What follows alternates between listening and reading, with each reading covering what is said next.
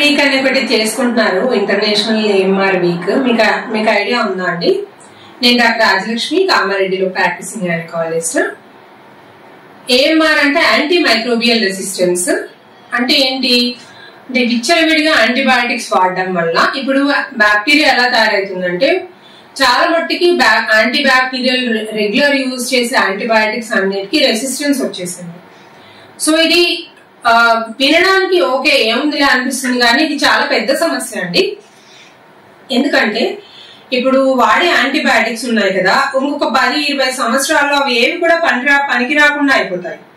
ఇప్పుడు యాంటీబయాటిక్స్ ఇచ్చినప్పుడు as a qualified doctors ఎలా ఇస్తారు, కోర్స్ ఇస్తారు, 5 days కోర్స్, 7 days కోర్స్, లేదంటే కొన్నిసార్లు టైఫాయిడ్ అలాంటి వాటిల్లో 14 days కోర్స్ కూడా ఉంటుంది.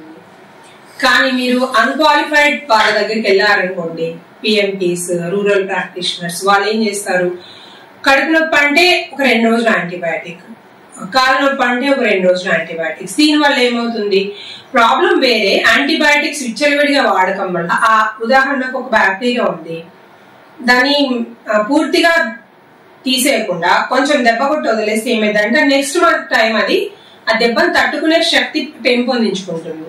అంటే ఏంటి అర్థం, నెక్స్ట్ టైం మీరు అదే యాంటీబయాటిక్ వాడితే ఆ బ్యాక్టీరియాకి ఆ యాంటీబయాటిక్ పనిచేయదు. ఇలా పనికి రాకుండా అయిపోయిన యాంటీబయాటిక్స్ చాలా ఉన్నాయి.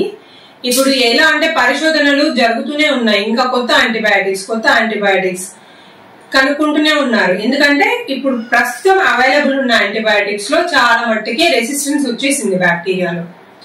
సో ఇప్పుడు వీడియో చేయడంలో ఉద్దేశం ఏంటంటే విచ్చలవిడిగా యాంటీబయాటిక్స్ వాడకం అనేది ఆపేయండి. ప్రిస్క్రైబ్డ్ క్వాలిఫైడ్ డాక్టర్ దగ్గరికి వెళ్ళి ప్రిస్క్రైబ్డ్ మెడిసిన్స్ అన్ని, అంటే వాళ్ళు ఎన్ని రోజులు ప్రిస్క్రైబ్ చేస్తే అన్ని రోజులు కరెక్ట్ గా వాడండి. అండ్ వితౌట్ ప్రిస్క్రిప్షన్ మీ అంతా మీరే మెడికల్ షాప్ లోకి వెళ్ళి టాబ్లెట్స్ తీసుకొని మింగడం అలాంటివి చేయకండి. ఓకే, ఇది మన పట్ల మనకి బాధ్యతనే కాదు, మన భవిష్యత్ తరాల పట్ల కూడా బాధ్యత. మన పిల్లలకి ఇప్పుడు మనం వాడే యాంటీబయాటిక్స్ పనిచేయవు. ఒకసారి యాంటీబయాటిక్స్ పనికి రాకుండా అయిపోతే సర్జరీస్, ఇన్ఫెక్షన్స్ వస్తాయి, దెబ్బలు తాకిన ఇన్ఫెక్షన్స్ మానవు. అది చాలా చాలా మేజర్ ప్రాబ్లం అండి. అది ఊహించుకోరావడానికి కూడా చాలా అతీతమైన సమస్య అయిపోద్ది. సో రెస్పాన్సిబుల్ గా బాధ్యతాయుతంగా యాంటీబయాటిక్స్ వాడండి. ఓకే.